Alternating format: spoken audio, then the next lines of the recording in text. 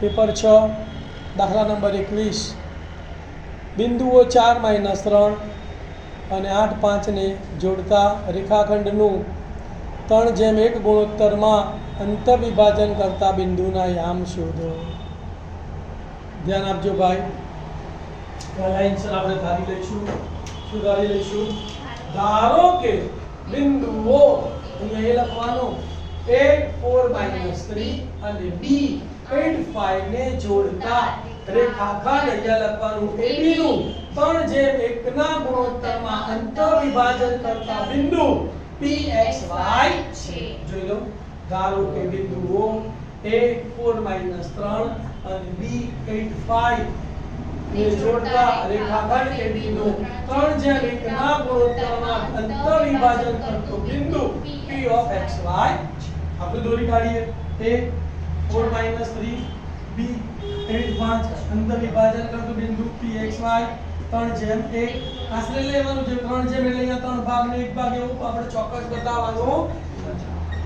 તો આ થયું તમારું x1 y1 x1 બરાબર 4 y1 બરાબર -3 x2 બરાબર 8 y2 બરાબર 5 m1 બરાબર 3 m2 બરાબર 1। આ સૂત્રનો ઉપયોગ કરવાનો। વિભાજન સૂત્રનો ઉપયોગ કરતા Pxy બરાબર m1x2 m2x1 છેદમાં m1 m2 કોમા y આમ લઈએ તો m1y2 m2y1 છેદમાં m1 m2। કિંમતો મૂકું છું, ધ્યાન આપજો। ચલો m1 કેટલા છે બોલો? 3।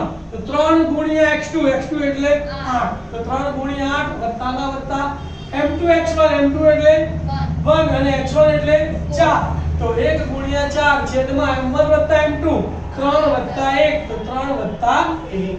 ચલો અહીંયા m1y2 m1 એટલે 3 અને y2 એટલે 5 તો 3 ગુણ્યા 5 વત્તાના વત્તા m2y1 m2 એટલે 1 અને y1 એટલે -3 તો 1 ગુણ્યા -3 છેદમાં m1 m2 એટલે 3:1 છે તો 3 1 3 આ બેના ગુણાકાર કરીશું અને નીચેનો સરવાળો કરીશું।